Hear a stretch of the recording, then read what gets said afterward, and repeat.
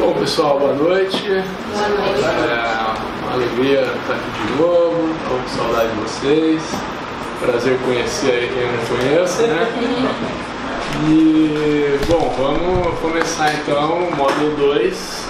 Já tiveram uma aula de processo civil, mas vamos começar comigo aí o módulo 2 da matéria que eu sei que vocês acham a matéria mais legal do concurso, que é processo civil.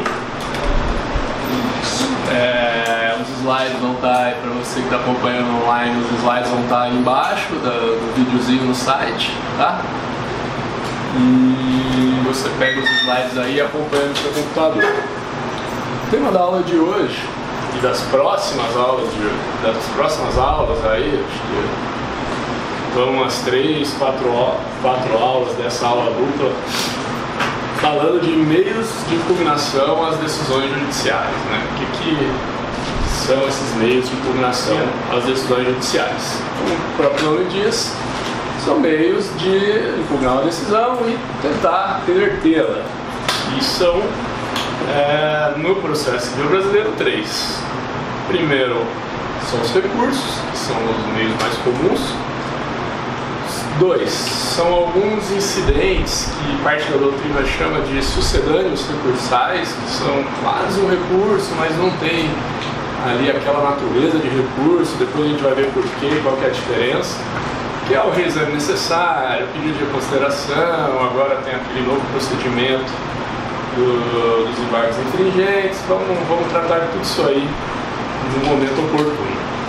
E o terceiro meio de impugnação das decisões judiciais são as ações autônomas de impugnação, e também não são recursos, e vamos ver também no momento oportuno por quê. Aí a gente cita, né, a ação rescisória, que é o mais comum de todos, o mandado de segurança contra ato judicial, a querela unitatis, que parece uma coisa do outro mundo, mas caiu na nossa... Boa noite. Que caiu na nossa peça aí da segunda fase do último concurso da Defensoria. Então, hoje, o que a gente vai falar hoje? De teoria geral dos recursos, e se der tempo e se a aula fluir bem, vamos começar nos recursos em espécie. Quando a gente acabar recursos, a gente vai aí para os sucedâneos recursais e para os meios autônomos de impugnação. Recurso. Meu computador está fazendo tomada. Pronto. Recurso, todo mundo acho que tem uma noção, né, do que é recurso. O conceito é meio intuitivo, né? Mas eu queria, para deixar a aula tão monótona, perguntar para alguém aí o que vocês acham que é o recurso. Denise? Sempre eu, né? Você é mais simpático. Uma decisão transitada em julgado. Recurso? Uma decisão que não transitou em julgado. Tá, mas Você tem uma decisão. não, mas eu perguntei a definição de recurso. É definição de uma decisão. Tá, recurso. É por aí. Como eu disse, o conceito é intuitivo, né? É aquele tipo de conceito. Eu sei que é recurso, lógico que eu sei, mas aí o examinador chega na sua prova e faz uma pergunta tão básica, dessa tão simples, ele te quebra a perna. Você nunca pensou, você sabe o que é recurso, mas você nunca pensou muito bem como explicar o que é o recurso. Recurso é um meio, aqui eu coloquei uma decisão do Barbosa Moreira que diz que é um remédio, mas remédio é um meio, é um instrumento, é uma forma de provocar o reexame de uma decisão judicial. E ele tem 3 características principais que vão dizer que aquilo ali é um recurso e não é um meio autônomo de impugnação, que não é um sucedâneo recursal. Primeiro, ele é voluntário, então para ser recurso tem que ser voluntário. Ele é interposto, ele é tirado dentro do mesmo processo. O que significa isso? Ele não inaugura uma nova relação jurídica de direito processual. Vocês lembram quando a gente viu lá a TGP? Na verdade vocês viram com o Paulo, mas que o processo ele é autônomo à relação jurídica de direito material. Ele inaugura uma nova relação jurídica de direito processual. Uma grande característica do recurso é que o recurso ele continua essa mesma relação jurídica, não dá início a uma nova relação jurídica. No caso de uma ação autônoma de impugnação, por exemplo, você tem um novo processo, você tem uma nova relação jurídica de direito processual. Recurso. O recurso vai, mesmo que haja um agravo de instrumento, por exemplo, que correm autos separados, é o mesmo processo. O que acontece no agravo é que há uma, para usar de novo os termos do Barbosa, uma bifurcação do procedimento. Quer dizer, o procedimento ele começa a correr em dois juízos distintos, mas é o mesmo processo. Diferente da ação rescisória, do mandato de segurança, que inaugura um novo processo. Então ele é voluntário, ele é dentro do mesmo processo e ele tem o condão de propiciar o reexame da decisão judicial. Pode ser, e aí aqui tem outros elementos do conceito de recurso que importantes, mas não tanto quanto esses três. Se for para guardar, guarda esses três. Ele pode ser julgado pela mesma autoridade judiciária ou por outra hierarquicamente superior, e aí visando obter a reforma, validação, esclarecimento, integração da decisão. A natureza jurídica do recurso, então, como ele é proposto dentro do mesmo processo, ele é uma extensão do direito de ação, ele não inaugura uma nova relação jurídica, portanto ele é uma extensão do direito de ação. Posso perguntar uma coisa? Claro. Na faculdade, quando a gente dizia que ele era revisado pela mesma autoridade judiciária e talvez existia uma divergência, porque como é recurso, se você sim, eu já entendi sua pergunta. Qual era a mesma pergunta? No sentido de que se ele fosse revisado pela mesma autoridade judiciária, ele não perderia o caráter de recurso? Não. Durante algum tempo houve uma polêmica se os embargos de declaração, por serem revisados pelo mesmo sujeito que proferiu a decisão, eles não seriam recurso, mas isso já está desde antes do novo CPC, a doutrina já nem discutia mais isso, então para ser recurso não precisa ser por outra autoridade. Tanto que os embargos infringentes, que não são mais recursos, mas que eram recursos, ninguém nunca discutiu a natureza recursal deles, e de certa forma era ali na mesma instância, né? É lógico que se chamavam outros julgadores, mas os julgadores iniciais continuavam. Por fim, para finalizar esse slide, uma questão importante é que o recurso ele não é um dever da parte, ele é um ônus, né? E aí, puxando aí o que eu já falei isso para vocês lembram a diferença de ônus e dever? Onival?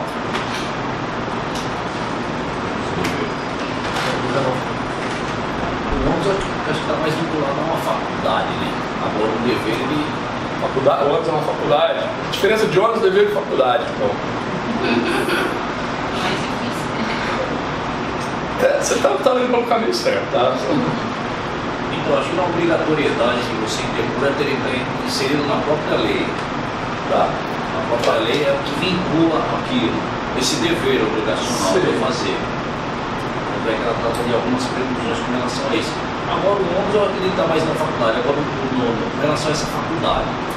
Você está certo, mas a gente pode refinar a sua resposta aí. O ônus, segundo a definição clássica, é o imperativo do próprio interesse. O que é isso?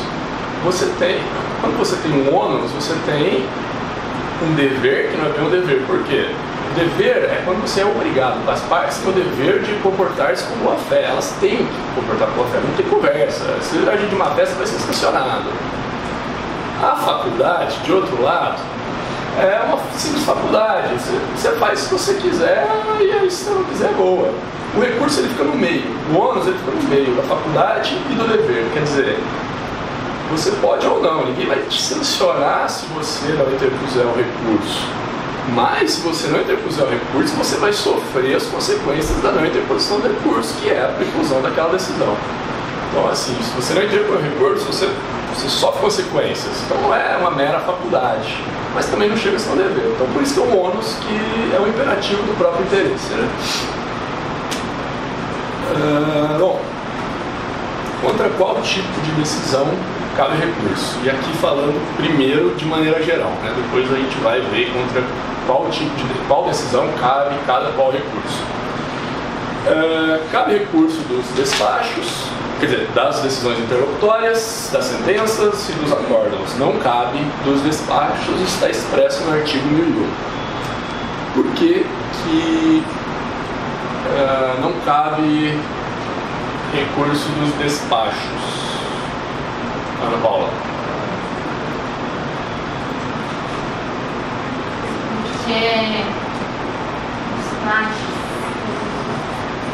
Porque despacho não tem conteúdo decisório e apenas Exatamente. Colega, vocês da PROG e da Câmara, despacho não tem conteúdo decisório, né? Então não faz muito sentido você recorrer de uma coisa que nada decidiu. E por que existe recurso, né? Aí é uma questão mais filosófica, assim, foge do direito na prática, mas acredita-se que com recurso você evita erros judiciais, né? Seria uma forma de controle da atividade jurisdicional.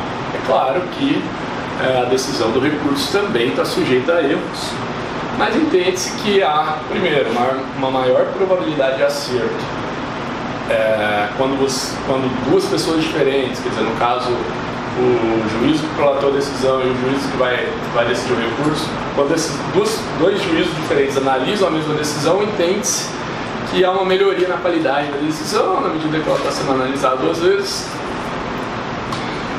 Entende-se que o fato de ser colegiado, também, via de regra, os recursos serem julgados por um colegiado melhora também a qualidade da decisão, porque 3 juízes estariam decidindo o caso, e também porque, em tese, os juízes dos tribunais são mais velhos, mais experientes e, portanto, têm maiores condições de decidir.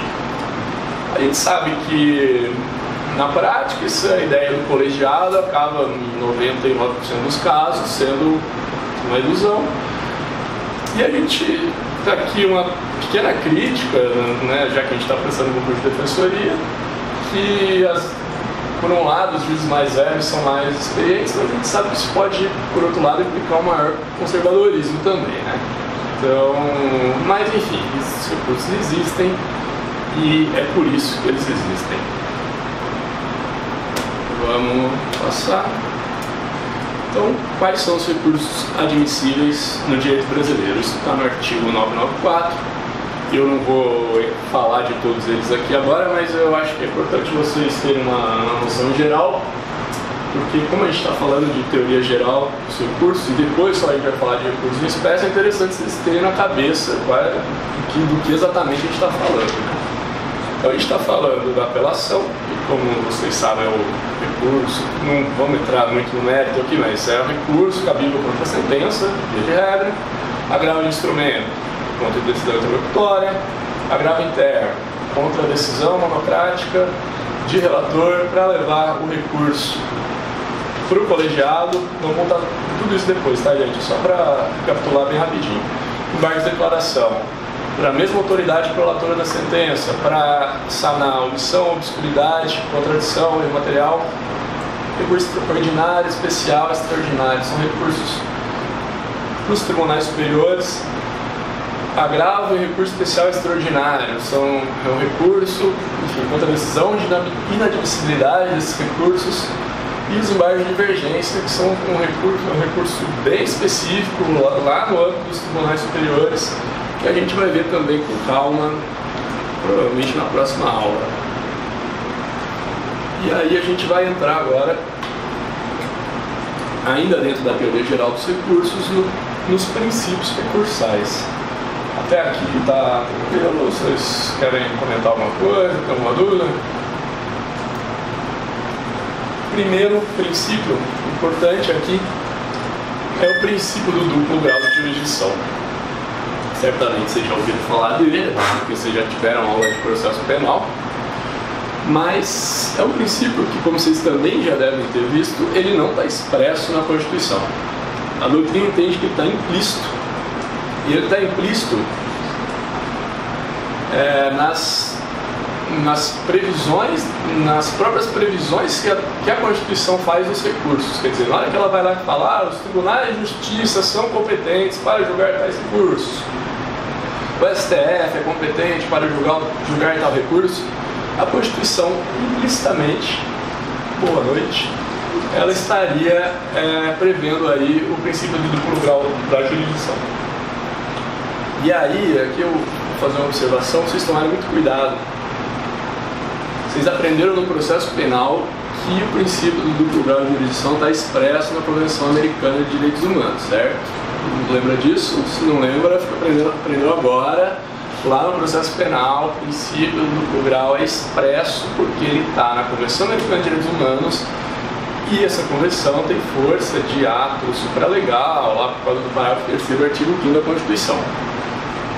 Só que, nesse artigo 8º-H da Convenção Americana, está escrito que o duplo grau é garantido para os acusados em geral. A gente não tem nenhum acusado no processo civil, ou seja, essa previsão lá da Convenção Americana não vale aqui para a gente.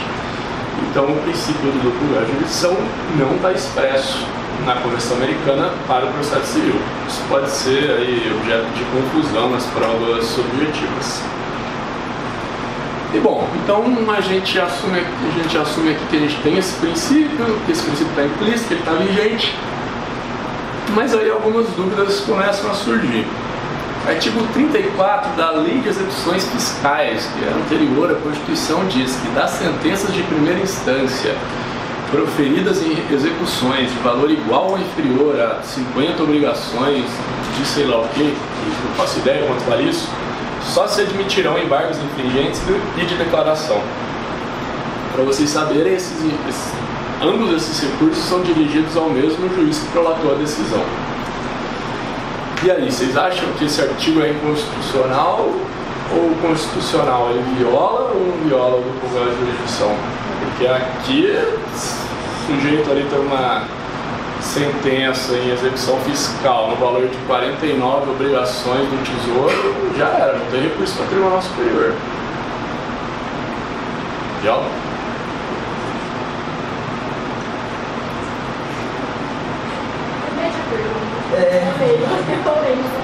Pelo acesso à justiça, Você acha que viola?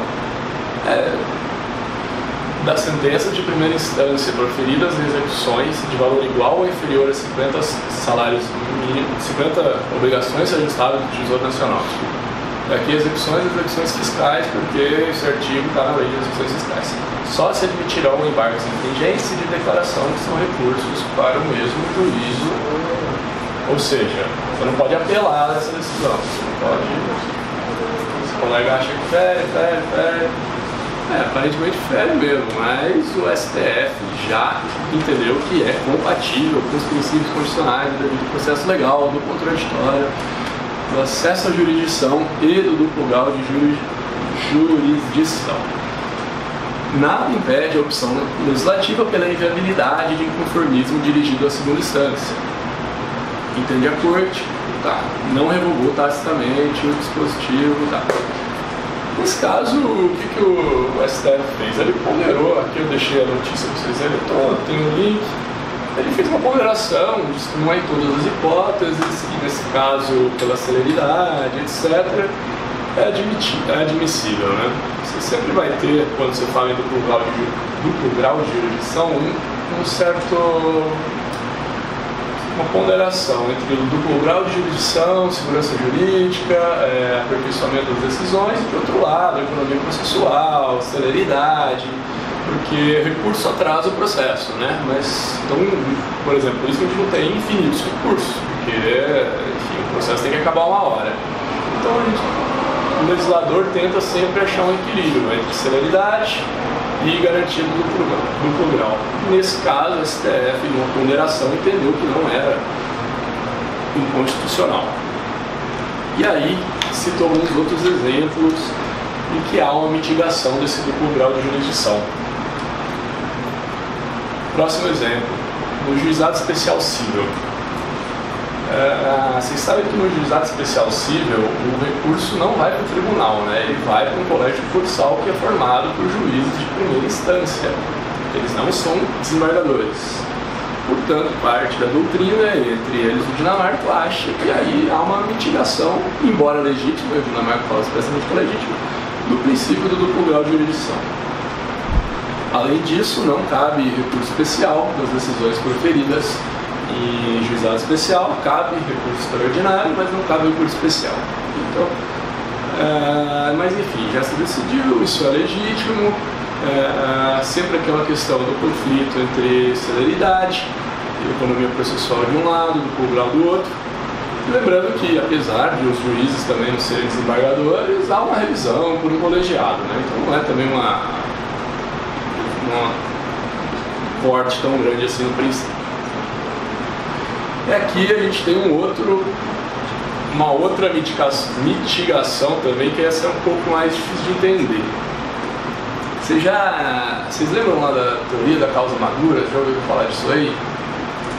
A teoria da causa madura está nesse artigo 1013, parágrafo 3º, artigo 515, parágrafo 3º, que ele diz basicamente, bem, isso no seguinte: em casos em que uma apelação se volte contra uma decisão terminativa, quer dizer, uma decisão que não enfrentou o mérito do processo, se a causa estiver madura para o julgamento, os desembargadores podem julgar o mérito na apelação. Então, o que está acontecendo aqui? Eu tenho um processo que, em primeira instância, o mérito dele não foi analisado, segue-se a apelação e o desembargador analisa o mérito daquele recurso. E aí, aqui vem e diga: não, mas espera aí, eu tenho direito ao duplo grau de jurisdição na medida em que eu tenho direito a ter o mérito da minha decisão reavaliado. O mérito da minha decisão tem que ser discutido 2 vezes, que é o que não ocorre nesse caso. Também a doutrina, de forma quase unânime, e a jurisprudência também entende que esse dispositivo é perfeitamente funcional. Novamente, princípio do duplo grau de jurisdição, como é um princípio, né? Não é uma regra, ele deve ser, pode ser mitigado em algumas hipóteses. Vocês já tiveram, você está entrando no profissional, está começando agora, né? Vocês vão ver bastante sobre de conflito entre um princípio e outro e tal. Bom, aí uma pergunta: já que o princípio pode ser mitigado, a gente tem várias hipóteses na legislação que são admitidas pela STF, pela doutrina. Pode vir uma lei ordinária e suprimir totalmente o duplo grau de jurisdição, seja para um determinado tipo de processo? Eu acho que sim.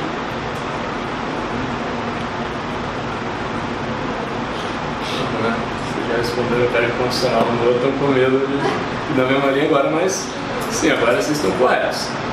Dinamarca, por exemplo, tem que ser inconstitucional.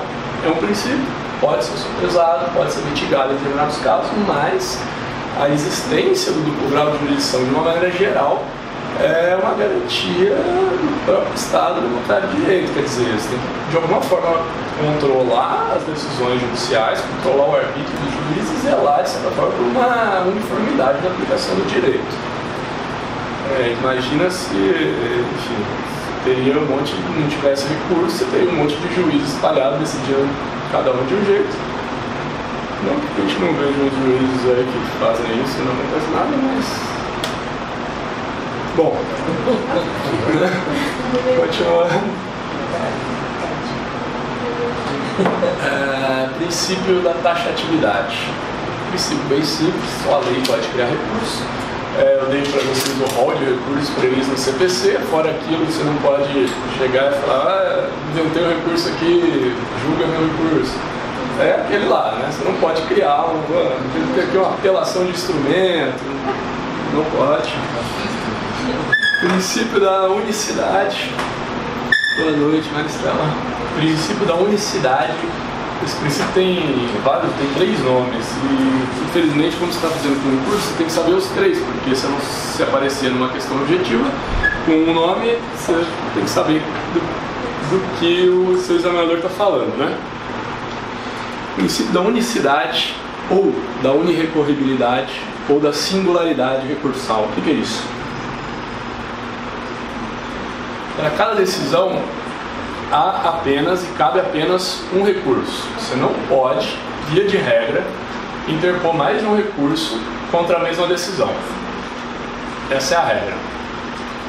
Quais são as exceções, né? Como toda regra, principalmente em processo, a gente tem exceções em embargo de declaração, sempre vai caber embargo de declaração e outro recurso, e recurso especial e extraordinário que podem ser interpostos simultaneamente.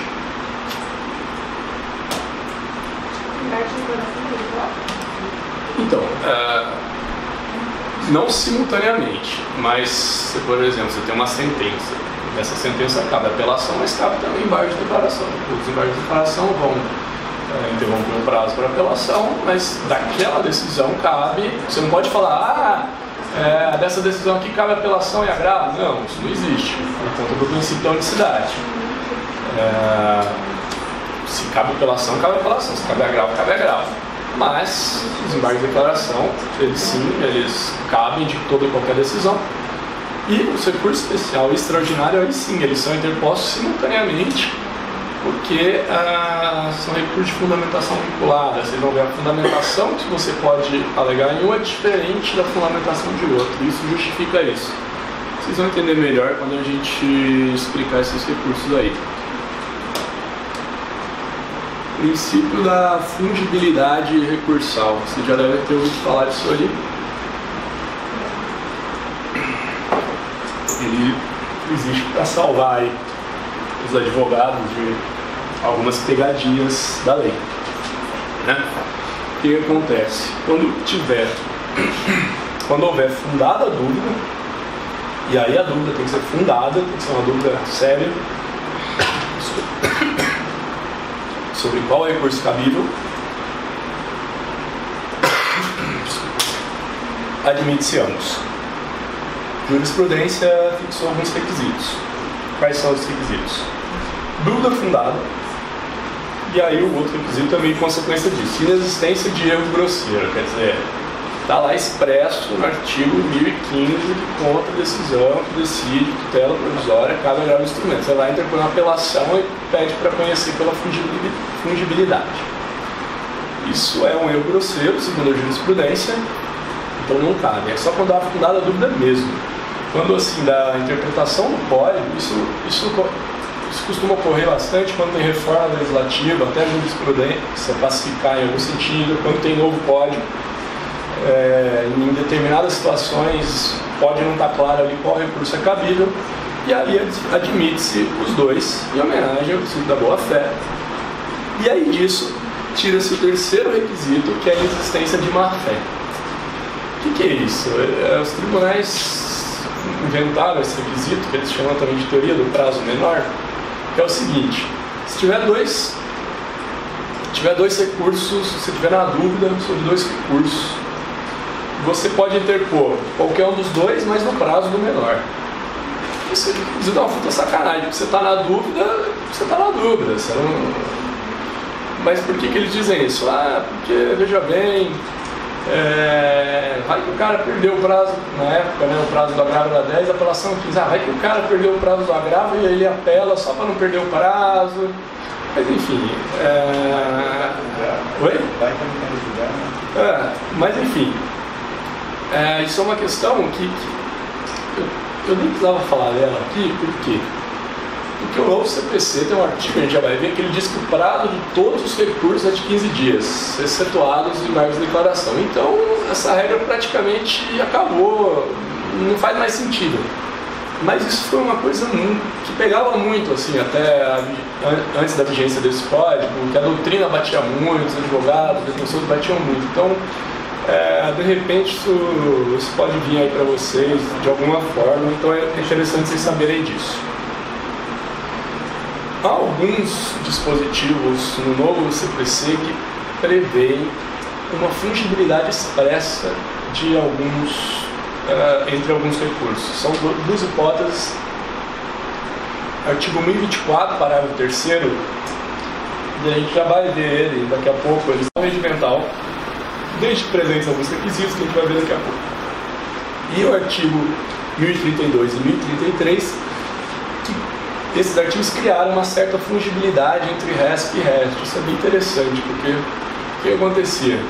Você tinha um acórdão, e aí você, só para esclarecer quem não sabe, o RESP, recurso especial, é dirigido ao STJ e ele, bem a grosso modo, ele é para questionar contrariedade à lei federal. Recurso extraordinário, dirigido ao STF e também, a grosso modo, para você alega no recurso extraordinário ofensa à Constituição. Então o que acontecia? Você interpõe uma... Só que tem coisa que está na Constituição e está na lei, né? Às vezes é difícil você separar uma da outra. Aí você interpõe o RESP e o cara lá no STJ falava, não, isso aí é constitucional, isso aí não é matéria nossa. Só que você interpõe o recurso extraordinário e o camarada lá no STF falava, não, isso é matéria constitucional, eu não posso decidir. Então o legislador criou esse requisito da fungibilidade, quer dizer, se o relator no STJ entender que trata-se de matéria constitucional, ele tem que mandar para o STF julgar, e da mesma forma, se o STF entender que o recurso trata de matéria infraconstitucional, ele tem que mandar para o STJ. A gente vai ver isso em detalhes quando formos estudar esses recursos. Outros princípios. Aqui, gente, os princípios que eu peguei de uns livros, porque como vocês estão fazendo concurso, pode cair isso no concurso, o examinador pode achar importante, mas não é uma coisa não são princípios tão importantes, exceto o reformação inversa. O princípio da dialeticidade, que os recursos têm que observar o contraditório, quer dizer, a parte recorrida sempre tem que responder o recurso. Isso é um princípio do processo civil em geral. Você sabe que o processo civil, primeira, segunda, qualquer instância tem que observar o contraditório, né? Então esse princípio não faz muito, é só para o livro mesmo. Princípio da voluntariedade. Recurso é sempre voluntário. Isso decorre da própria definição de recurso que eu dei para vocês. Princípio da irrecorribilidade em separado das interlocutórias. O que é isso? No novo código, a regra é que você recorre das interlocutórias junto com a apelação. Agravo é só para hipóteses excepcionais taxativamente previstas. Vamos ver isso direitinho depois, mas só para vocês saberem que há quem diga que isso seja um princípio. Princípio da vedação da reformatio imperios. Vocês já devem ter visto isso em processo penal, né? Isso é muito importante lá no processo penal. Aqui isso não é tão discutido, mas é importante também. O órgão ad quem, que é o órgão que vai julgar o recurso, não pode, no julgamento do recurso, proferir decisão mais desfavorável ao recorrente do que aquela decisão impugnada, né? Esse aqui é aquele famoso cara, vedação, cara ir buscar lã e sair tosqueado, né? Ele recorre e acaba piorando a sua situação. Isso não pode. Tem uma exceção que a gente vai ver lá quando a gente vai ver na apelação. E o princípio da consumação, que é interposto o recurso, ele está interposto. O seu ato se consumou, você não pode fazer mais nada. Quer dizer, vamos supor, você tem 15 dias para apelar. Você vai apelar no segundo, aí no terceiro você vê, puta, era agravo. Aí você vai lá, pede para cancelar a apelação para interpor o agravo. Não pode. Você interpôs a apelação, vai ser aquela apelação. Não pode complementar. Não tem aquela história do penal que você interpõe um recurso e depois arrasou. Aqui no processo civil é sempre tudo junto. Fundamento da preclusão consumativa, que diz justamente isso, né? É praticado um ato, esse ato está consumado e ele não pode, você não pode desistir dele, desistir pode, mas você não pode trocar esse ato por outro, corrigi-lo, etc. E a questão do agravo traz matéria específica, certo? No mapa, se a pessoa vir fazer através de agravo, ela vai para apelação, as preliminares, preclusão consumativa. E o grosseiro, se a pessoa... A gente vai ver isso melhor em agravo, lá no agravo, mas é o seguinte, existem matérias... A gente vai... Vamos explicar isso na hora que a gente fizer agravo, aí se ficar dúvida você me pergunta, tá? Mas é mais ou menos o que você falou mesmo. Gente, só uma questão de nomenclatura. Isso é muito usado, não sei se vocês sabem disso. Eu não sei nem se eu já falei isso para vocês também, mas a gente fala juízo a quo. Não, assim. Sei lá. Juízo a quo e juízo ad quem? Vocês sabem o que é isso? Sabem? Não preciso falar? Juízo a qual é o juízo que proferiu a decisão recorrida. No caso da apelação, juiz de primeira instância. No caso do recurso especial, o turma, né, da Câmara que proferiu a decisão. O juízo de quem é o juiz que vai julgar o recurso. No caso da apelação, o tribunal. No caso do recurso especial, o STJ. Bom, se tem dúvida até aqui, a gente vai começar outro assunto. Quer dizer, o mesmo assunto, mas é o efeito dos recursos. Oi? Pode. Abre. Só. Oi. Bom, gente, desculpa a pausa aí, é porque o ar-condicionado quebrou e ninguém estava aguentando muito de calor. Bom, voltando, ia começar a falar dos efeitos do recurso, dos recursos. E vou começar a falar primeiro do efeito. Bom, aqui, primeiro, os recursos têm vários efeitos, assim como os princípios têm, dependendo do livro que você pega, tem vários efeitos aí que o pessoal inventa para vender livro também. Os mais importantes são efeito devolutivo, suspensivo e substitutivo, que são os efeitos que vocês têm que entender bem. Tem esses outros três também, obstativo, translativo e regressivo, que a gente vai mencionar, porque são importantes também e pode cair na prova. Efeito devolutivo, esse é o efeito mais importante dos recursos. Enfim, é o grande efeito dos recursos e a razão de existir o recurso é para propiciar o efeito devolutivo. O que é o efeito devolutivo? O efeito devolutivo é o efeito pelo qual se transfere de um juiz para o outro, no caso de uma apelação, do juiz de primeira instância para o tribunal, o poder de decidir sobre a matéria, a atribuição de decidir sobre aquela matéria.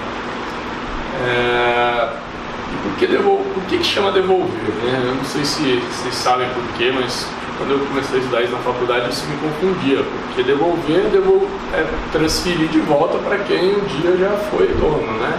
No caso, o processo começa em primeira instância, e como é que você fala que você devolve para o tribunal se ele nunca sequer conheceu daquele caso? Tem esse nome por razões históricas. Lá na Idade Média, não sei se Idade Média ou na época lá do absolutismo, quem tinha o poder de decidir todos os casos era o rei. E os juízes, os nobres, enfim, decidiam as coisas por delegação do rei. Entendia-se que os processos que tramitavam nas comarcas, enfim, seja lá o que fossem, eles eram... o rei transferia para aqueles juízes a sua jurisdição. E quando uma parte apelava para o rei, ou apelava para as instâncias superiores, se ia devolvendo aquela matéria à apreciação daquele que tinha o poder original de decidir aquilo. Por isso ficou até hoje efeito devolutivo.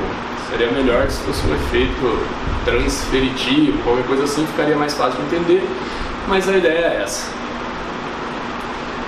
E aí, no efeito devolutivo, a gente tem três aspectos ou três dimensões. E é muito importante entender essas três dimensões, principalmente as duas primeiras. E é um pouco complicado, eu gostaria que vocês prestassem muita atenção, porque isso é muito importante. E se vocês não entenderem, perguntem, porque a gente não vai sair daqui sem vocês entenderem isso aqui. Combinado? Primeira decisão. Primeiro efeito, né? Primeira dimensão do efeito devolutivo, a dimensão horizontal. Então ele vai ter dimensão horizontal, vertical e aí a dimensão subjetiva. Horizontal. Pode impugnar a decisão inteira ou parte dela. Não sei se vocês lembram da teoria dos capítulos de sentença. Quer dizer, a sentença tem capítulos autônomos. Eu tenho uma sentença que... vou pegar o quadro aqui para ficar melhor, né? eu tenho uma sentença, tá pegando aqui, que decidiu danos morais, dá sempre o mesmo exemplo, né? Danos materiais, lucros cessantes e honorários advocatícios, vai? 3 coisas. Vamos supor que foi uma ação, ela foi julgada aqui, vai, inteiramente improcedente e já condenou o autor em honorários advocatícios. Ou... não, procedente, vai. A decisão foi procedente, deu danos morais, deu danos materiais, deu lucros cessantes, deu honorários advocatícios. Aí o réu, ele recorre só disso aqui, recurso. Ele recorre de lucros cessantes e de honorários advocatícios. O recurso só vai devolver ao tribunal, quer dizer, só vai transferir para o tribunal isso aqui. O tribunal só vai poder olhar lucros cessantes e honorários advocatícios. Isso aqui vai transitar em julgado, acabou. Acabou. Tem um brocardo latino, vocês que gostam de latim, né, Denise? Que é o tantum devolutum quanto appellatum, significa só é devolvido aquilo que é apelado. Bom, aí aqui já coloquei aqui para lembrar de falar do efeito obstativo, que aqui esse exemplo aqui é bom de explicar, o efeito obstativo. O que é o efeito obstativo? O efeito obstativo de preclusão ao trânsito julgado. O que significa? Interpus o recurso, eu obsto o trânsito julgado e a preclusão. Isso é óbvio até, não precisava ter um efeito só para dizer isso. Se eu interpus o recurso sobre isso aqui, só sobre isso aqui, o que aconteceu?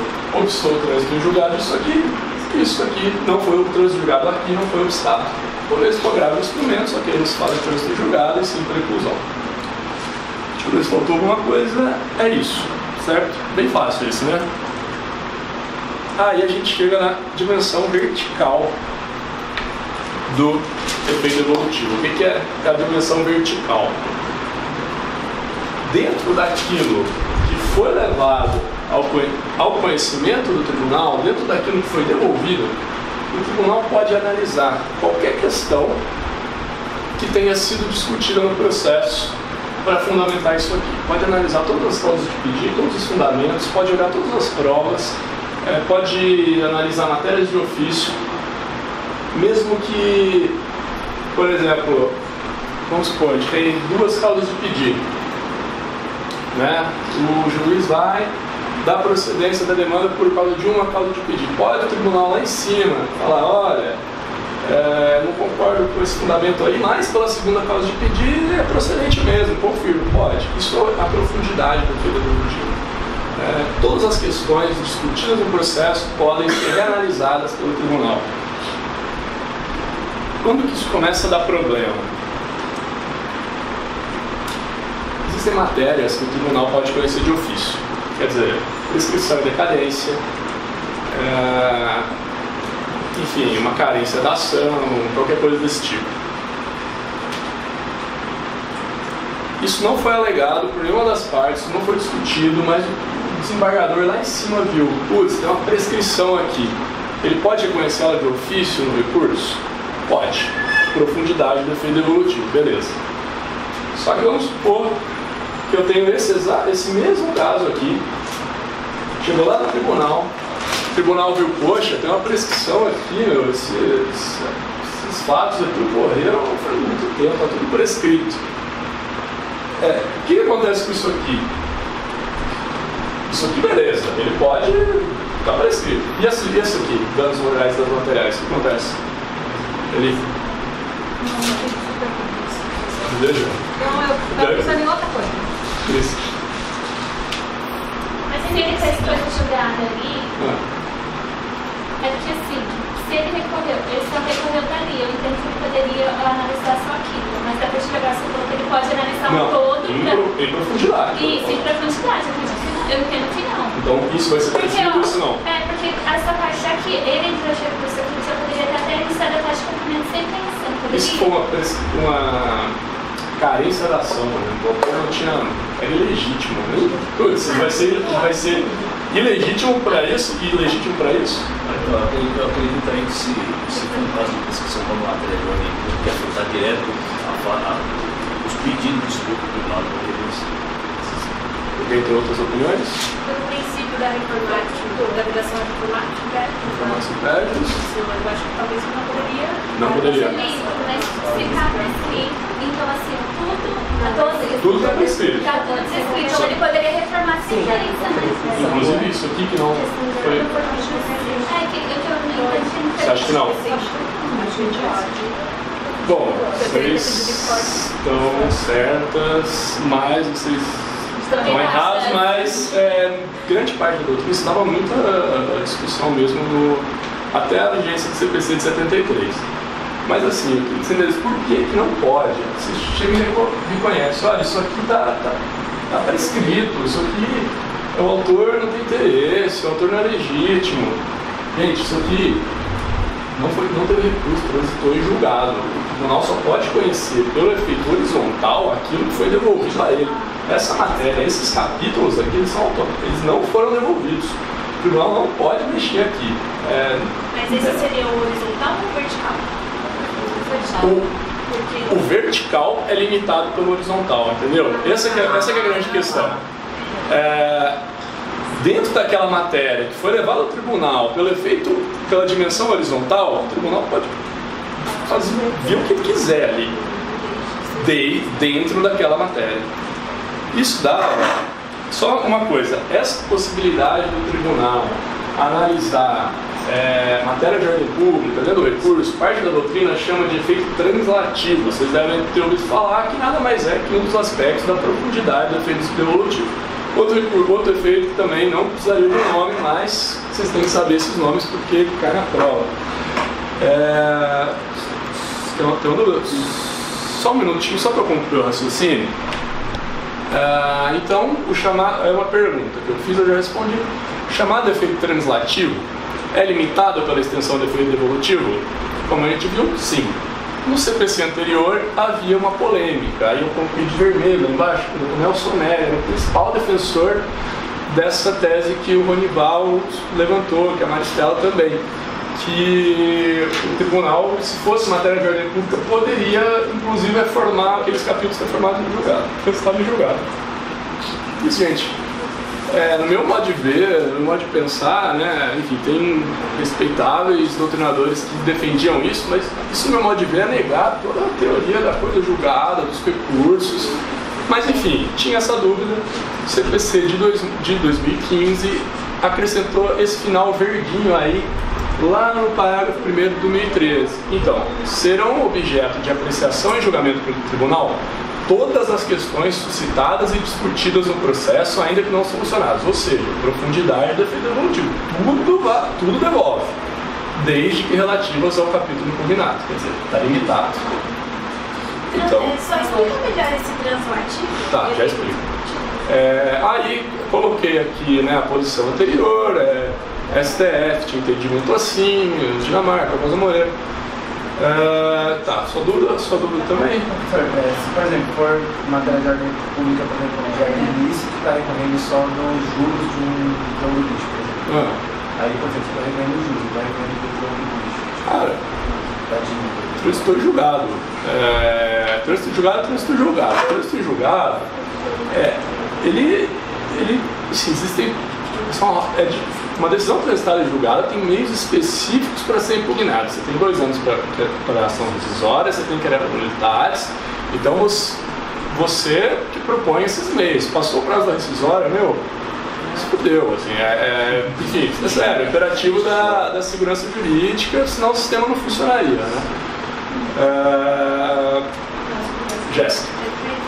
Efeito translativo. Você entendeu a profundidade do efeito devolutivo. O efeito translativo, ele é esse aspecto da profundidade do efeito devolutivo que permite a apreciação pelo tribunal de matéria de ordem pública que não foi discutida. Nada mais que o próprio profundidade do efeito devolutivo. Só que eles inventaram esse nome complicado para vocês terem mais um efeito para decorar.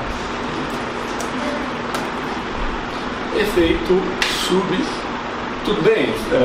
Tem mais dúvida? Isso é importante. Se alguém tiver dúvida... Até que esse entendimento é sempre mais lógico. Se a matéria uma vez ela não foi arguída em apelação, tem que à primeira vista causa mesmo inconformismo. Você fala, porra, mas tá prescrito, você vai deixar? Cara, mas transitou em julgado. Objeto de questionamento, como eu disse no começo, o recurso é um ônus, é um imperativo do próprio trânsito. Quer dizer, era um ônus teu, era só você ter falado da apelação. Olha, reforma aí também. Você não precisava nem explicar por quê. O tribunal já ia poder. Você não ficou, era um ônus teu, sabe? O tribunal analisa tudo. Pronto, era só você colocar lá no pedido. Olha, por fim, estou impugnando todos os capítulos da decisão, eu quero reforma. Pronto, era só fazer isso. Você não fez, era teu ônus, sabe?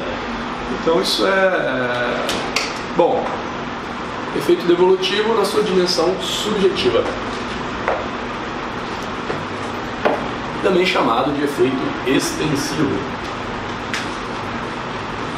Você vê que a maioria dos efeitos, na verdade, são facetas dos efeitos principais, né? A gente está no efeito evolutivo ainda e já teve uns 3 nomes diferentes.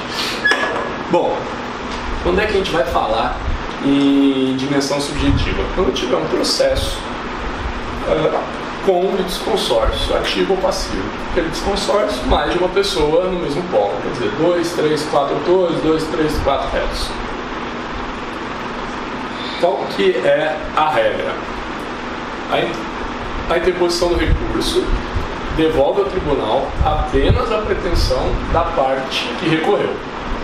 Ou seja, um recurso, via de regra, não aproveita os outros litisconsórcios, exceto em hipótese de litisconsórcio unitário, quando for uma relação jurídica inscindível, quer dizer, uma única coisa, né, vocês já viram isso com o Paulo, ou no caso de solidariedade passiva, porque solidariedade, entende-se que o negócio é inscindível também. Bom, chama-se isso de princípio da autonomia dos litisconsórcios ou dogma da personalidade. Só que aí você vai ler o artigo 1005, ele está escrito assim, ó: o recurso interposto por um dos litisconsórcios a todos aproveita, salvo ser distintos ou opostos seus interesses. Parece que é justamente o contrário do que eu falei, né? Mas é que esse artigo, segundo a interpretação, tem que ser interpretado a contrário senso. Porque quando ele diz o recurso interposto por um dos litisconsórcios a todo aproveita, ele está se referindo apenas ao litisconsórcio unitário. Isso está nesses julgados que eu coloquei aqui. A extensão aos demais os efeitos do recurso interposto por um dos litisconsórcios, prevista no artigo 509, que é o antigo, é idêntico a esse artigo, é restrita à hipótese do litisconsórcio unitário.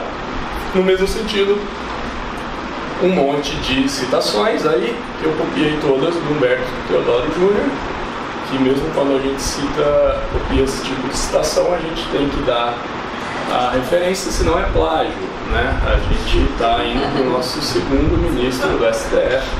Vocês sabem que ele não é o único, né? Teve um outro que... não sei se eu posso falar quem é. Bom, efeito suspensivo. Oi. A exceção ao litisconsórcio unitário e solidariedade passiva. Vocês devem ter visto solidariedade no direito civil já, né? Quando, por essa disposição de lei, você tem uma dívida solidária. O que é isso? Você, Denise e Jéssica devem 100, mas eu posso cobrar, não preciso cobrar 50 de cada uma, eu posso cobrar 100 de qualquer uma das duas. Então, por essa, o negócio, bem tecnicamente, eu sou professor de civil, mas o bem, ele é meio que tratado como se fosse um só. Então é por isso, né? Faz sentido, né? Bom, efeito suspensivo. Se tem dúvidas sobre efeito devolutivo, então o efeito suspensivo, que é um efeito bem importante também. Efeito suspensivo é o efeito pelo qual um recurso suspende a eficácia de uma decisão. Via de regra, gente, recurso não tem efeito suspensivo. Via de regra, uma decisão nasce produzindo efeitos, a não ser nas hipóteses que dizem o contrário, né? Então, por exemplo, o juiz mandou você pagar R$1.000 sob pena de penhora online. Já está valendo ou tem que esperar o prazo do agravo, ou tem que esperar a reclusão? Está valendo. Por isso que quando tem uma decisão desse tipo, você tem que sair correndo com o agravo lá no tribunal para pedir efeito suspensivo, porque a decisão está valendo. Uma das exceções é a apelação, né? Então, via de regra, quase todas as apelações têm efeito suspensivo, por isso as sentenças elas normalmente nascem inexequíveis, né? O juiz condena uma sentença, você ia pagar, sei lá quanto, isso não está valendo ainda, né? Tem que esperar ou o prazo da apelação passar em branco e aí transitar em julgado ou o incidente do recurso. A eficácia da decisão, gente, ela é dada pelo efeito legal previsto para o recurso. Não sei se não deu para entender, tá? Vou ser mais específico.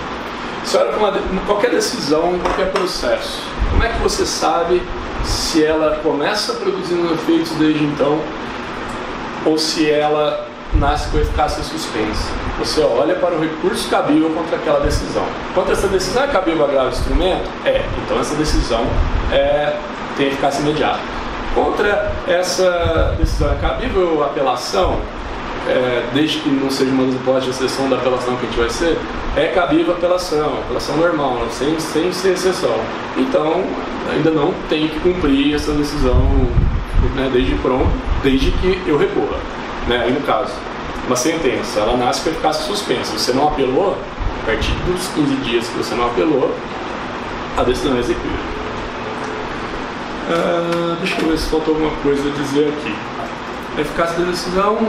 Bom, a eficácia da decisão poderá ser suspensa por decisão do relator se da imediata produção de seus efeitos houver risco de dano grave, de difícil ou impossível reparação e ficar demonstrada a probabilidade de provimento do recurso. Quer dizer, decisão de penhora online, todas as minhas contas, socorro, velho, você vai, pede efeito suspensivo para o relator do agravo e ele pode dar, se entendido que presente os pressupostos, ele pode te dar um efeito suspensivo para suspender a eficácia daquela decisão. Recursos com efeito suspensivo ex lege, quer dizer, exceções à regra geral de que os recursos não têm efeito suspensivo. Apelação, recurso extraordinário ou especial contra a decisão, incidente e resolução de demandas repetitivas. O que é isso? A gente vai ter uma aula disso ainda, não se preocupem, mas são só esses. Todos os outros recursos não têm efeito suspensivo, de regra, mas o juiz sempre pode dar todos eles. Embargos de declaração. Quais são os efeitos dos embargos de declaração? Não tem efeito, é o mesmo efeito do recurso principal, quer dizer, se a eficácia imediata ou não da decisão é dada pelo recurso cabível e se cabe embargo de declaração de toda e qualquer decisão, significa que o efeito do embargo de declaração vai ser o mesmo daquele recurso, né? Então, embargo de declaração de uma decisão interlocutória, suspende a eficácia? Não. Embargo de declaração de uma sentença, suspende a eficácia? A eficácia já está suspensa, né? Então, não tem que se falar muito do efeito de embargo de declaração. Acabamos o efeito suspensivo, alguém tem dúvida?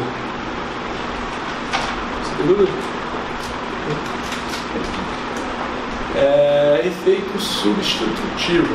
Esse efeito é importante também, embora mais simples. Pode ser chamado também de efeito de cassação e substituição da decisão recorrida. O que é isso? Toda vez que há uma decisão de mérito sobre o recurso, há uma substituição da decisão recorrida. O que é isso? Aquela sentença recorrida, ela deixa de existir e o que passa a existir no lugar dela é o acórdão. Por que isso é importante?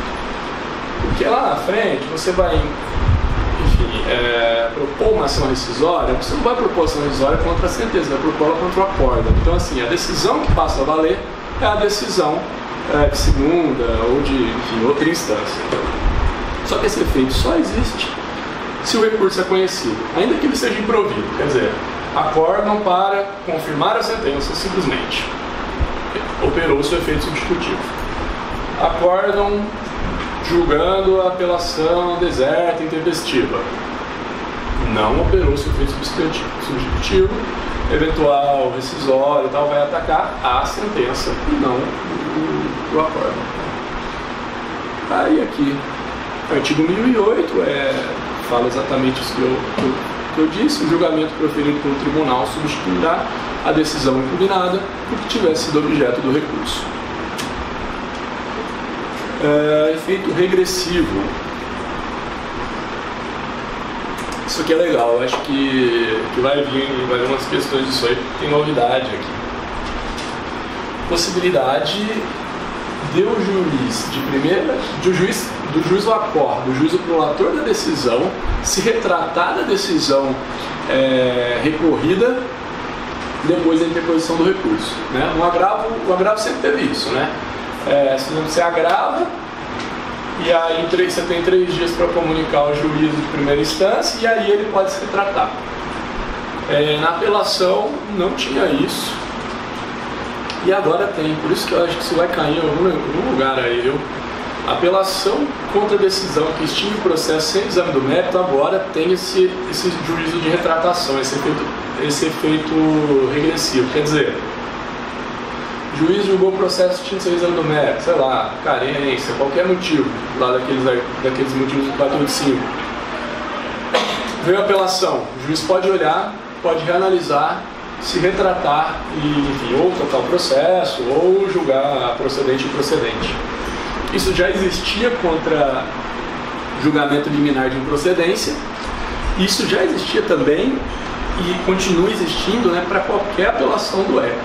Então, no ECA, não li minha matéria, mas acho importante falar, isso caiu em algum concurso que eu fiz, não sei se foi o de São Paulo, sei lá. Qualquer apelação do ECA tem juízo de retratação, seja de procedência, carência. Tá, agora mais um pouco aí.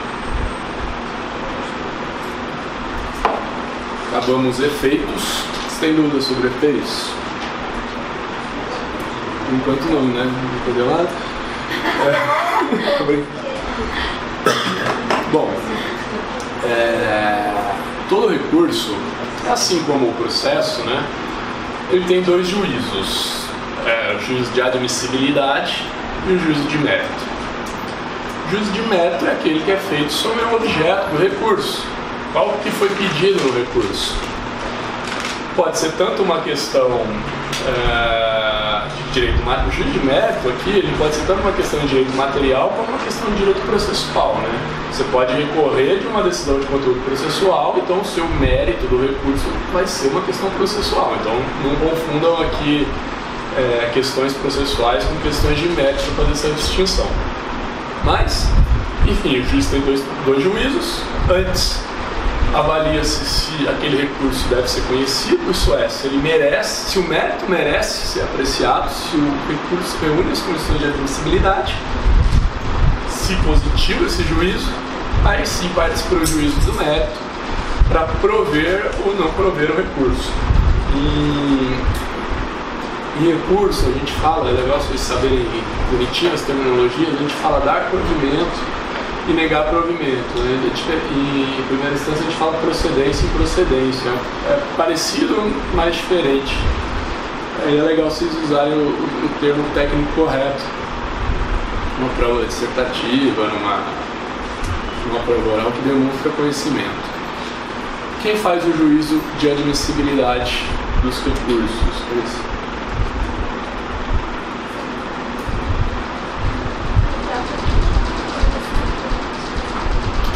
Essa pergunta foi pegadinha. Depende do recurso. Tem que olhar na disposição lá do recurso. E cada recurso é de um jeito, não tem regra. Tem uma novidade no novo CPC que a gente vai ver quando for ver a apelação, mas eu quero falar desde já porque é bem importante. Antes, quem fazia o juízo de admissibilidade, de admissibilidade da apelação era duplo. O que acontecia? O juiz de primeira recebeu ou não a apelação e ia para o tribunal que fazia de novo o juiz de admissibilidade. Qual era o problema disso? juiz, em primeira instância, negava, sei lá, não conhecia da apelação, vinha agravo, o tribunal tinha que jogar o agravo descia, mandava a apelação subir. Então, para abreviar tudo isso, resolveu-se que juiz de primeira instância não pode mais fazer o juízo de admissibilidade do recurso, ele toca direto para o tribunal lá que analisa. E aí temos uma quase novidade no novo CPC. Quase novidade porque tentaram fazer a mesma coisa com os recursos especiais extraordinários. Por quê? Recurso especial e recurso extraordinário, o juiz de admissibilidade sempre é no tribunal APO, quer dizer, no Tribunal de Justiça, TRF. E aí, o que acontece? Mesma coisa. Recurso não é conhecido, você entra com o agravo sobe, e aí dá provimento para subir o recurso especial. Tentaram acabar com isso aí. Conseguiram, porque o texto original do novo CPC passou com um juiz de admissibilidade direto nos tribunais superiores. Os caras lá em Brasília ficaram doidos, porque eles acharam que ia chegar a 1 milhão de recursos para ele julgar, e conseguiram aprovar uma lei antes do novo CPC entrar em vigência para alterar o novo CPC antes dele entrar em vigor.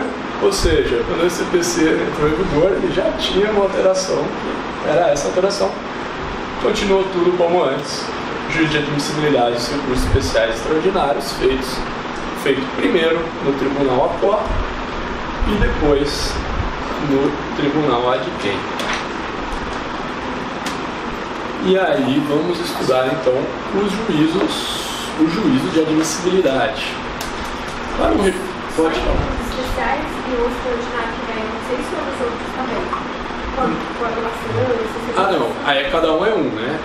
Apelação agora é só. Não mudou. Isso é novidade mesmo. É só o tribunal. Agravo. O agravo é interposto direto no tribunal. Não tem nem como o juiz de primeira instância fazer. Essa questão que eu comentei agora, que mudou e desmudou, foi só para os recursos especiais extraordinários. Pressuposto de admissibilidade dos recursos. Ou seja, o que o juiz vai avaliar nesse juízo de admissibilidade? O que um recurso tem que ter para que ele seja conhecido e que o método dele seja julgado. Outra questão terminológica, quando o recurso tem um juízo de admissibilidade positivo, quer dizer, quando o juiz diz, legal, seu recurso é admissível, vamos julgar o mérito, a gente fala que o recurso foi conhecido. Quando ele tem um juízo de admissibilidade negativo, ele não foi conhecido. Nós temos dois tipos de pressupostos, os pressupostos intrínsecos e os extrínsecos. O que é isso? Intrínsecos são aqueles que dizem respeito ao próprio poder de recorrer. A análise dele pode ser feita mesmo antes da interposição do recurso. Quer dizer, você tem legitimidade, você tem interesse, esse recurso é cabível, isso você consegue falar de simples olhar para a decisão recorrida. E aí você tem os pressupostos extrínsecos, que são relativos ao modo pelo qual a parte recorreu. Se ela fez todos os procedimentos corretos, digamos assim. O recurso foi tempestivo, cumpriu com todos os requisitos formais, juntou todas as cópias, pagou as custas. Então tem essa diferença, pressupostos intrínsecos e extrínsecos. Vamos ver agora cada um deles. E depois disso a gente faz um intervalo. Legitimidade. Artigo 966. Quem pode recorrer? Recurso pode ser interposto pela parte. Esse artigo ele mistura legitimidade com interesse, porque o fato da parte ser vencida diz respeito ao interesse, não à legitimidade, a gente já vai ver isso, mas ele pode ser interposto pela parte, pelo terceiro prejudicado, pelo Ministério Público, como parte, quando ele atua como parte, como fiscal da lei, custos legis, quando ele atua como fiscal da lei. Esse parágrafo único também diz respeito ao interesse, e duas coisas novas aí do novo CPC, que você tem que saber quem mais que tem legitimidade. O amicus curiae pode agora opor embargo de declaração e recorrer da decisão que julga incidente e resolução de ordenanças repetitivas. Ele não tem muitos poderes recursais no nosso amicus curiae. Interesse recursal. O que é o interesse? Interesse é analisado por um binômio utilidade e necessidade. Quer dizer, esse recurso vai ser útil para você, partindo da premissa que você é legítimo, que você é parte, que você é ditador. Esse recurso é útil para você, ele é necessário. E como é que você avalia isso? O recurso vai te trazer algum benefício prático? Quer dizer, ele vai melhorar a tua situação? Você normalmente está relacionado com sucumbência, né? Quer dizer, sucumbência, você perdeu uma parte, ou seja, você recorre porque você perdeu para reformar aquilo e você passar a ser vencedor daquela parte. Diante disso, eu pergunto para vocês, pode a parte vencedora, venceu tudo aqui, recorrer da sentença para alterar o fundamento da decisão? Pode? Pode? Fundamento. Pode? Já foi muitas vezes? Não, eu já vi que a pessoa queria que alterasse porque uma deu com resolução, que uma era, ele só extinguiu, mas não falou que era acordo. Eu já vi isso. Não, mas aí diz respeito ao mérito, né? Se ele extinguiu... Só que ele queria que alterasse o artigo, então era 267 e 269. Não, mas isso não é fundamento, porque um é julgamento de mérito e o outro é extinção. Isso não é fundamento. Mas não faz parte do convencimento motivado? Não faz. Não, eu estou fazendo a pergunta agora. Você faz a pergunta. Acho que é obrigação. Eu acho que pode, porque daí deriva uma outra coisa. O quê? Eu não lembro o que era, mas você não sabe?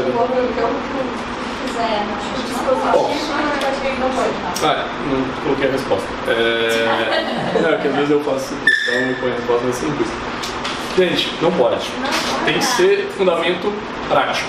Quer dizer, vai trazer um benefício prático para você dizer que sua pretensão foi acolhida por essa tese, não por aquela, não, nenhum. Eu fiz que o fundamento era a minha tese, foi meu TCC da faculdade, escrevi sobre isso, né? Não interessa. Porque eu queria que o juiz falou isso, mas eu queria que ele falasse, não. Você já ganhou, fica quietinho aí, acabou. Não pode. Não tem interesse. E aí, cabimento. Cabimento é muito simples, é o juízo de tipicidade entre a hipótese prevista abstratamente na legislação e a hipótese dos autos, né? Quer dizer, a legislação prevê, cabe agravo de instrumento de tais e tais hipóteses. Essa hipótese é uma hipótese segundo a qual a legislação previu o cabimento de agravamento? Legal, seu recurso é cabível. Não, nessa hipótese, segundo a legislação, não cabe recurso. Não cabe e acabou. Isso é bem simples, mas isso é importante. Quer dizer, agora, se você agravar de uma decisão que não estiver lá no rol do artigo 1015, o seu recurso vai ser incabível. Tempestividade. E aqui a gente vai para os pressupostos extrínsecos, porque eles respeitam aos prazos. E aí, uma grande novidade que facilita a vida de vocês, advogados e concurseiros, que não tem que decorar mais vários prazos, todos os recursos agora têm 15 dias, salvo embargos de declaração, que são 5. Também, se precisasse de 15 os embargos, ainda com a dobra legal da defensoria, o processo não ia acabar. Bom, continua aí, as exceções como sempre, né? Continua de 10 dias o prazo para interpor recurso nominado no JEC, que é uma previsão específica que não foi revogado, enfim, não é um recurso previsto no CPC, então continua de 10 dias. Mas é outro preço do JEC, né? Não, o JEC é corrido. Tá corrido? Mas tem lugar que tá por. Tem alguns estados que são por dia de serviço. Eu acho que não é tão pacífico, não. Eu já não lembro mais. Os estados que estão aplicando. Estão aplicando de Covid. Eu tinha visto que não estava aplicando. Aqui em São Paulo. Eu acho que tá ainda meio na. Mas pergunta pro Paulo na aula de JEC que ele vai dar. Como escapar de uma pergunta. Bom, outra exceção, e essa é uma exceção assim, bizarra, eu duvido que alguém vai perguntar isso pra vocês na prova de defensoria, mas eu pus aí porque vai que tem um examinador que dá ponto, ele coloca o prazo de 5 dias para interposição de agravo contra a decisão do relator que indefere a petição inicial de mandado de injunção. Que merda, né? Por quê? Porque a lei do mandado de injunção, ela foi promulgada depois do novo CPC, ela teve tramitação conjunta, então é aquele mesmo problema da lei lá do interdição, que foi junto e tem várias coisas incompatíveis. Enfim, isso foi assim, mas é lei posterior e especial. Então fica esse prazo de 5 dias, mas é fácil de lembrar, né? É só vocês lembrarem que a lei do mandado de injunção é posterior, então isso justifica essa exceção. Dificilmente isso vai ser perguntado, mas vai aqui. Lembrando que a Defensoria tem prazo em dobro para todas as manifestações, incluindo recursos, contra razões de recursos e qualquer outra coisa. E aí, outra coisa importante, que eu já falei da aula de prazos, mas eu acho importante falar de novo: será considerado tempestivo o ato praticado antes do termo inicial do prazo. Né? Por quê? Antigamente, os tribunais gostavam muito de indeferir recursos e eles falavam que o recurso antes do termo inicial do prazo era intempestivo, que não faz sentido nenhum, na medida que o seu prazo começa quando você toma ciência do ato. Né? Enfim, veio esse artigo aí muito bem colocado para acabar com isso, e lembrando também que prazos agora contam-se em dias úteis. Bom, mais questões, essa parte agora mais de análise do artigo. O prazo, enfim, conta-se desde a intimação. A gente já viu como se dá a intimação, no caso da Defensoria Pública, entrega dos autos com vista, conforme o artigo 128, inciso 1º da Lei Complementar. E aí, aqui no parágrafo 1º tem um probleminha. Vamos ver o que vocês acham. Os sujeitos previstos no caput, ou seja, a Defensoria está prevista no caput, considerar-se-ão intimados em audiência quando nesta for proferida a decisão. O que vocês acham desse artigo aí, desse parágrafo? Oi? Questão dissertativa de processo civil. Nem tem, mas vamos supor que tivesse. Analise criticamente esse artigo aí. E aí?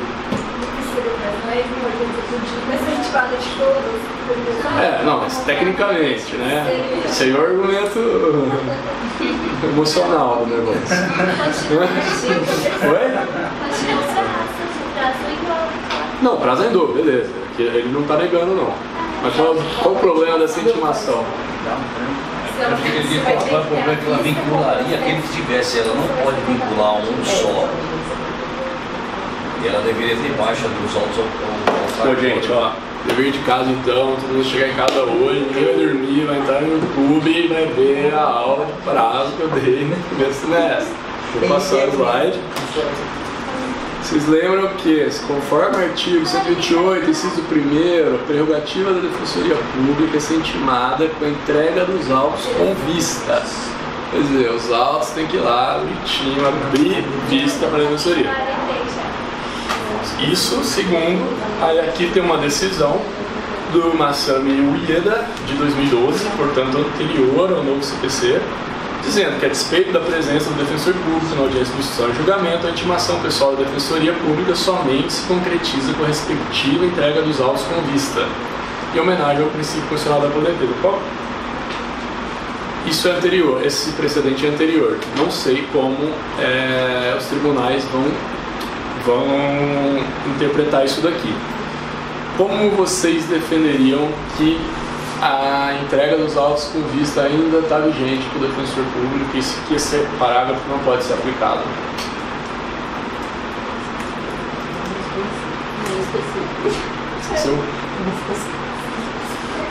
Segundo a Constituição Federal, isso aqui é prerrogativa da Defensoria. Segundo a Constituição Federal, norma atinente à prerrogativa da Defensoria tem que ser por lei complementar.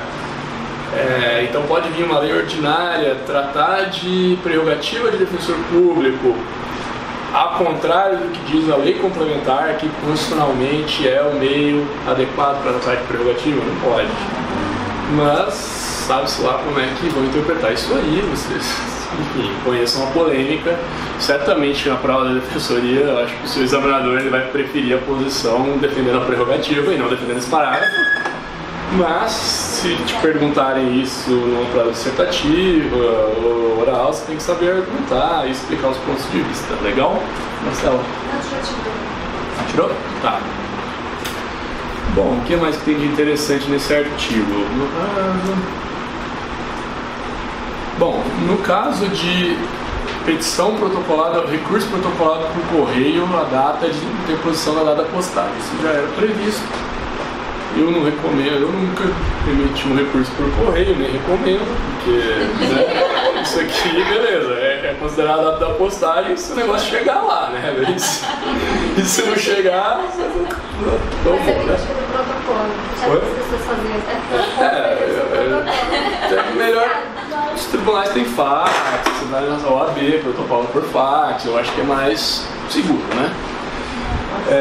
Excetuado, bom, isso aqui eu já li, o recorrente, isso aqui é importante também, o recorrente comprovará a ocorrência de feriado local no ato de interposição do recurso. Quer dizer, então, não só o feriado, agora como sua conta de dia útil, não só o feriado do dia que venceu, mas também os feriados que eventualmente tiveram no meio do seu prazo, que portanto postergaram o seu prazo, se você se utilizar o prazo inteiro, né? Por quê? Porque feriado local é feriado municipal, né? Ou feriado estadual, no caso de recursos dirigidos a Brasília. Quer dizer, o cara aqui em São Paulo tem a obrigação de saber que foi feriado lá na comarca de sei lá da onde, né? Enfim, aí você comprova, junta lá a lei municipal que fala e tá tudo certo. Isso aqui não é importante não. Bom, isso aqui eu já falei. Preparo.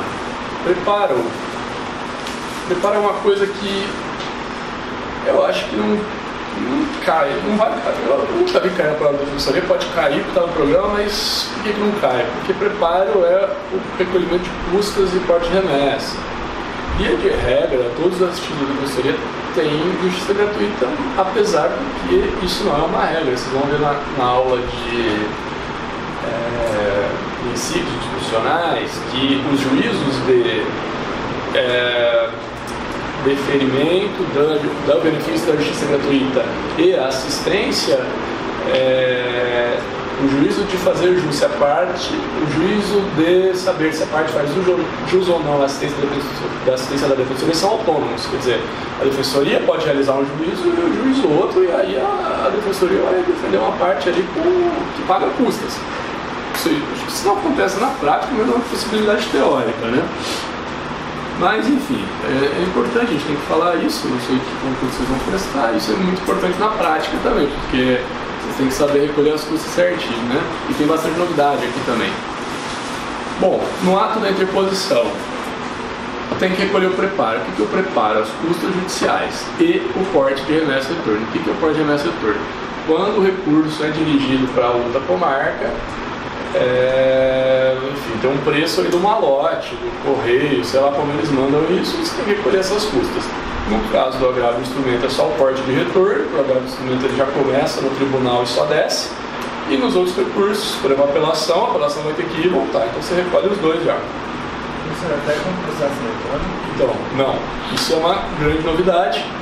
Na verdade, isso já constava de algumas resoluções de alguns tribunais que já dispensavam porte de remessa e retorno de processo eletrônico, mas agora isso está no CPC, bonitinho, parágrafo 3º ali, dispensado o recolhimento do porte de remessa e retorno no processo em autos eletrônicos. Não faz o menor sentido, uma vez que isso é digital.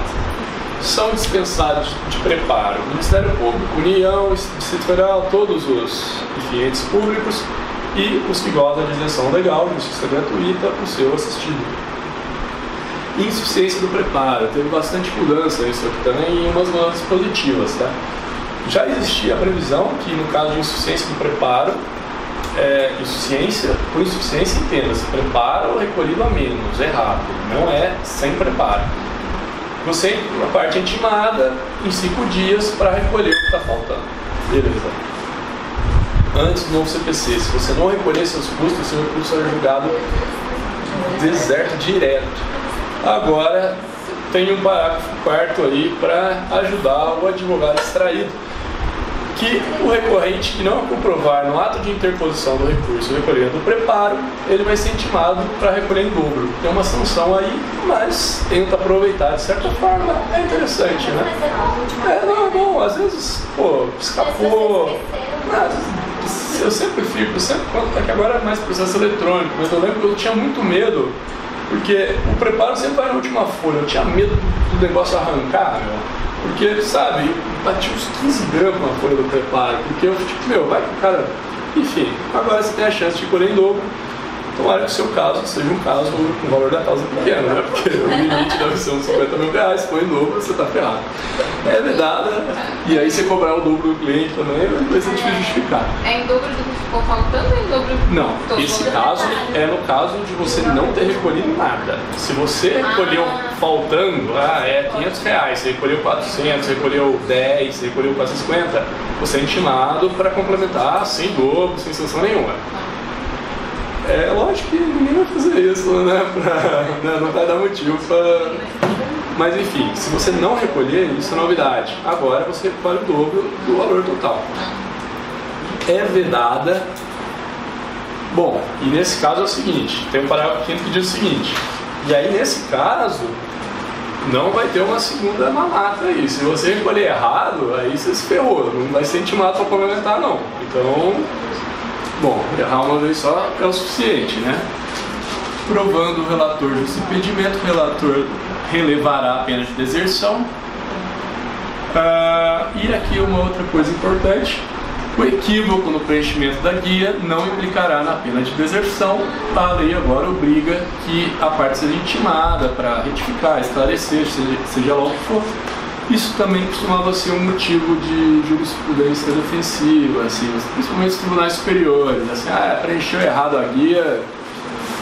Não sei se vocês já litigaram no Tribunal de Justiça do Rio de Janeiro, mas acho que uma das coisas mais difíceis da advocacia é preencher aquela maldita guia deles, porque é um negócio... Nossa, eu tava preenchendo hoje, tô meio traumatizado, cara. Existe um comprovante original, às vezes. Agora não tem mais isso, né? Porque, enfim, agora é digital, então... Mas já vi também casos de não aceitar comprovante de internet, tipo, então você sempre tem que tomar muito cuidado, né? Você sempre faz o... Nunca conte com um relator legal, né? Conte com o pior das relatoras para o seu recurso não ser conhecido. Regularidade formal da interposição e do processamento. O que é isso? São os outros requisitos formais. Cada recurso vai ter um. Normalmente tem nome das partes, pedido, fundamentação, mas tem também documentos obrigatórios. No caso do agravo, tem a comunicação do juiz para o juiz de primeira instância, né, o juntado de documentos. Então tudo isso é requisito formal. Você não cumpriu os requisitos formais, regularidade formal. Tá. Bom, vou cortar um pouquinho, gente. Vocês aguentam aí, antes de fazer o intervalo? Eu quero acabar a teoria geral do recurso. Mais 10 minutos só. E aí depois a gente já volta falando de apelação. Desistência do recurso e renúncia do recurso. São coisas diferentes. Para Denise. Você deu com uma cara aí? Desistência. É depois do recurso interposto. Renúncia. Antes do recurso interposto. Basicamente isso. O recorrente pode desistir a qualquer momento do recurso. Vocês lembram que lá no processo, depois da citação, ele só pode desistir do processo com a concordância da outra parte. Mas do recurso, ele pode desistir na hora que ele quiser. Tem uma questão interessante que é a novidade, e acho que isso aí é bem importante, viu? Ele pode desistir de qualquer recurso, certo? Na hora que ele quiser, sem justificativa, falar, desistir, largo mão, tal, rolava a desistência, transita em julgado. Mas e se o processo tiver repercussão geral, tiver afetado pelo julgamento de caso repetitivo, quer dizer, a desistência do cara vai implicar numa... Né, tem uma utilidade pública ali, sei lá, um interesse público ali no julgamento do recurso dele. Nesse caso ele pode desistir, segundo o parágrafo 1º, mas ela não vai pedir que a análise da questão seja resolvida aí, seja repercussão geral ou recurso repetitivo, né? Quer dizer, o recurso aí vai... Aí não sei como é que os tribunais vão tratar isso na prática, se o recurso vai continuar tramitando, mas vai transitar em julgado só para a parte, ou se ele vai tirar um xerox e o negócio vai continuar. Mas enfim, ele pode desistir, desde que... Enfim, pode desistir e o julgamento de repercussão geral ou recurso repetitivo continua. Renúncia. Renúncia vem antes, quer dizer, tem uma sentença, fala, renuncie desde já, aí transita em julgado, acabou.